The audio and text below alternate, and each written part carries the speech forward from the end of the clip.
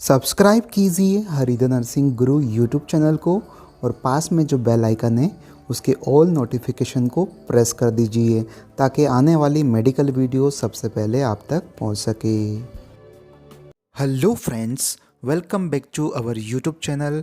मैं हरिनागर आपका बहुत बहुत स्वागत करता हूं। तो दोस्तों, आज के वीडियो में हम बात करने वाले हैं मोस्ट कॉमन प्रॉब्लम के बारे में जो कि वर्ल्ड वाइड देखी जा सकती है। तो यहाँ हम बात करने वाले हैं रीनल स्टोन के बारे में। तो इसको देसी भाषा में किडनी की पथरी भी कहा जाता है। तो दोस्तों, इस वीडियो को आप शुरू से लेकर अंत तक ज़रूर देखें क्योंकि यह वीडियो आप सभी लोगों के लिए बहुत ही इम्पोर्टेंट होने वाला है। और जी हाँ दोस्तों, अगर आपने इस वीडियो को अभी तक लाइक नहीं किया है तो प्लीज़ एक लाइक कर दीजिए क्योंकि आपके एक लाइक से हमको मोटिवेशन मिलता है और हम इसी प्रकार से आगे भी वीडियो लाते रहते हैं। So friends, let we start our today video.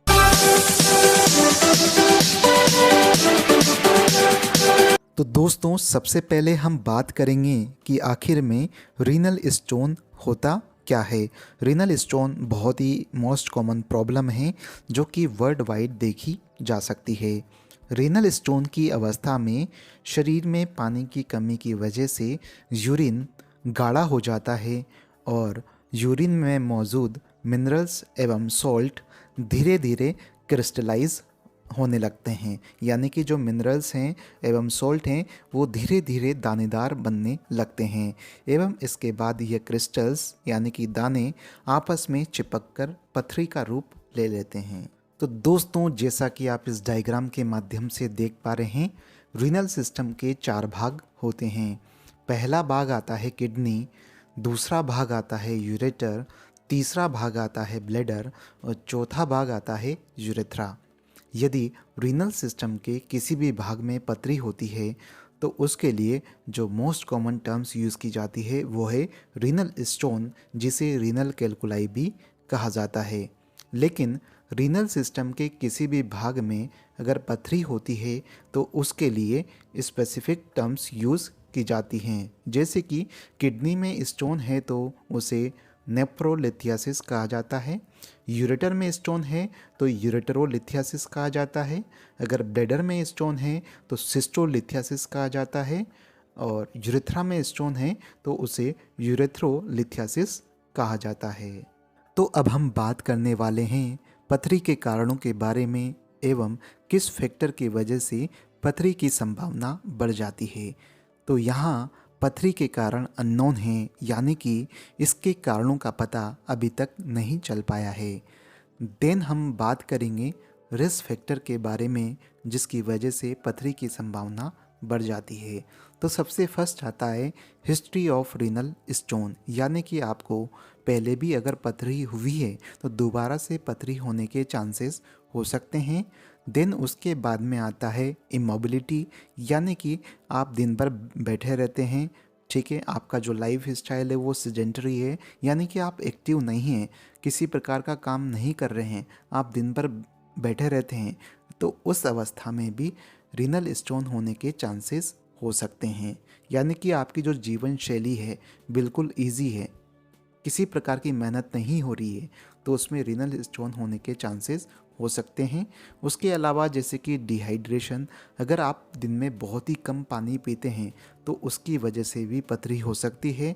उसके अलावा मेटाबॉलिक डिस्टरबेंस, यानी कि जो हमारी पाचन संबंधी जो समस्याएं होती है उसकी वजह से, जैसे कि अगर किसी को डायबिटीज़ है, ब्लड प्रेशर बढ़ा हुआ है, कोलेस्ट्रॉल लेवल बढ़ा हुआ है, मोटापा है, तो उस अवस्था में भी रीनल स्टोन होने के चांसेस हो सकते हैं।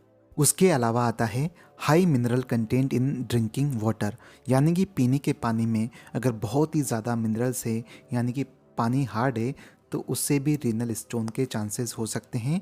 देन उसके अलावा डाइटरी इनटेक, यानी कि कुछ फूड ऐसे होते हैं जो कि स्टोन की समस्या को बढ़ाते हैं, तो वो डिपेंड करता है स्टोन के टाइप के ऊपर, यानी कि स्टोन किस प्रकार का है, तो उसी के अकॉर्डिंग जो डाइट होती है हमको कस्टमाइज़ करनी होती है, वो कम लेनी होती है। अगर आप वो डाइट ज़्यादा लेते हैं तो उसकी वजह से पथरी होने के चांसेस हो सकते हैं।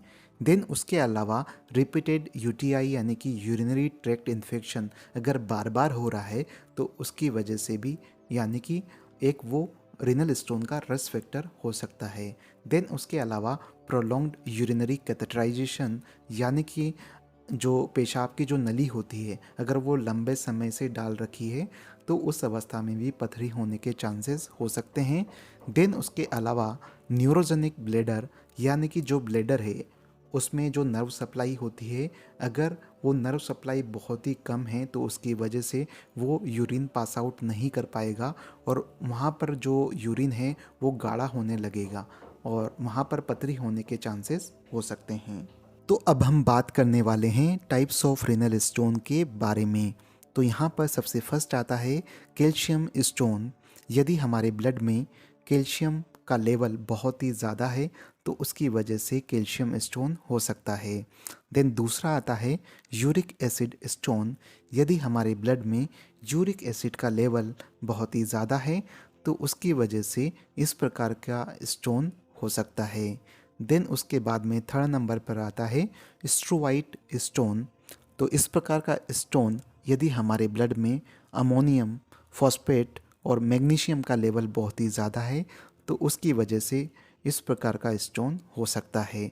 और स्ट्रोवाइट स्टोन को इन्फेक्शन स्टोन भी कहा जाता है क्योंकि इसमें यूटीआई होने के चांसेस होते हैं। देन उसके बाद में फोर्थ नंबर पर आता है सिस्टीन स्टोन। तो यह एक प्रकार का केमिकल है तो इसकी वजह से इस प्रकार का स्टोन हो सकता है।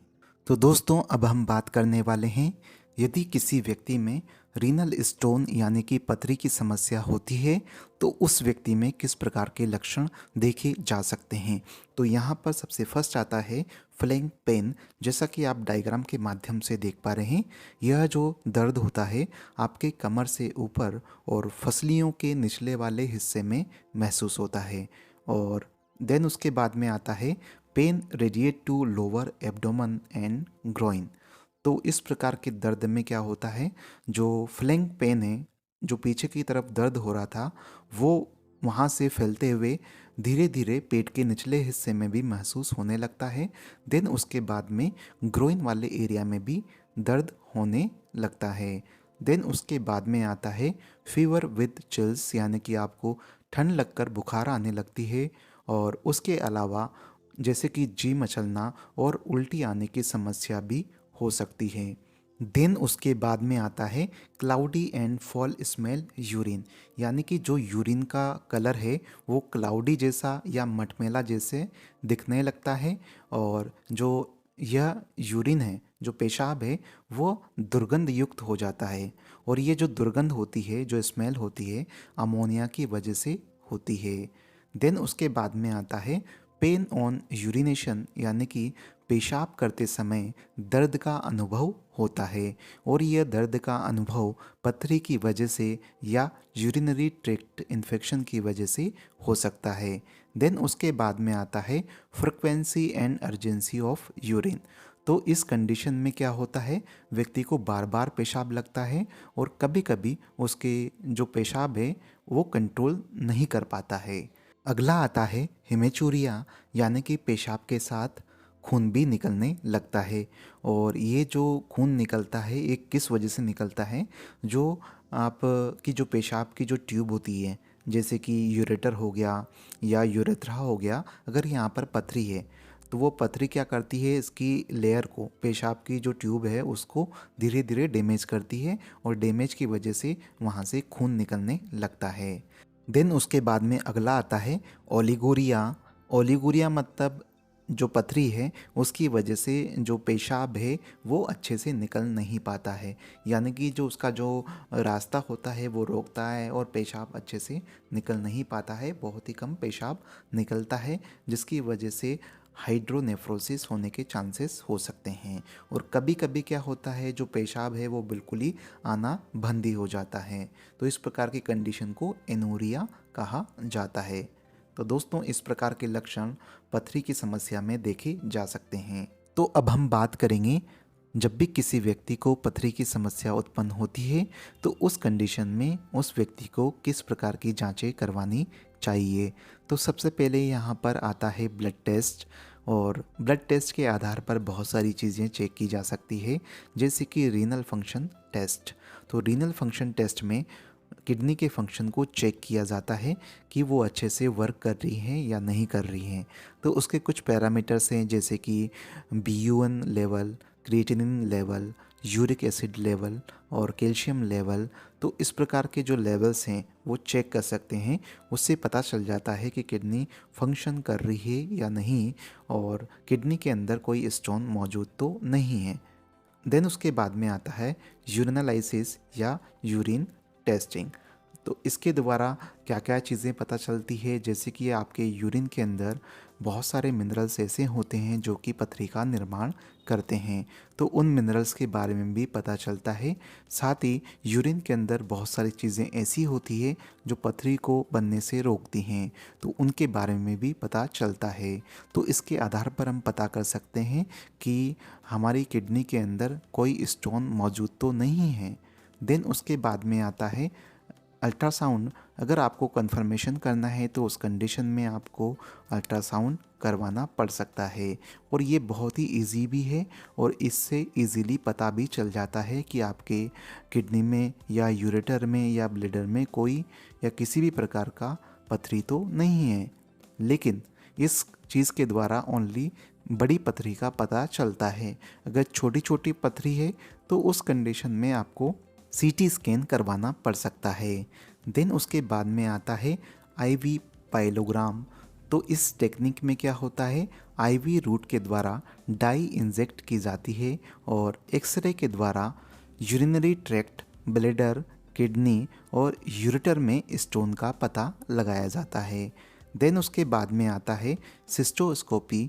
तो इस टेक्निक के द्वारा क्या होता है, जो आपका यूरिनरी ट्रैक्ट है उसमें एक कैमरे वाली जो डिवाइस होती है, जो ट्यूब होती है, वो उसके अंदर इंसर्ट की जाती है, और उसके द्वारा ये पता लगाया जाता है कि जो आपकी यूरिनरी ट्रैक्ट है, जो पेशाब की नली है, उसमें अथवा ब्लैडर में किसी भी प्रकार का जो पथरी है वो मौजूद तो नहीं है।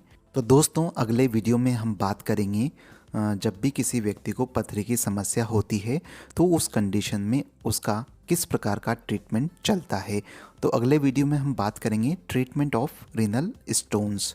तो दोस्तों, आशा करता हूँ आपको ये हमारा वीडियो बहुत ही यूज़फुल लगा होगा, नॉलेजेबल लगा होगा। अगर लगा है तो प्लीज़ इस वीडियो को लाइक कीजिए, अपने दोस्तों के साथ में शेयर कीजिए, और किसी भी प्रकार के प्रश्न हैं तो आप कमेंट बॉक्स में जाकर कमेंट कर सकते हैं। Thank you so much.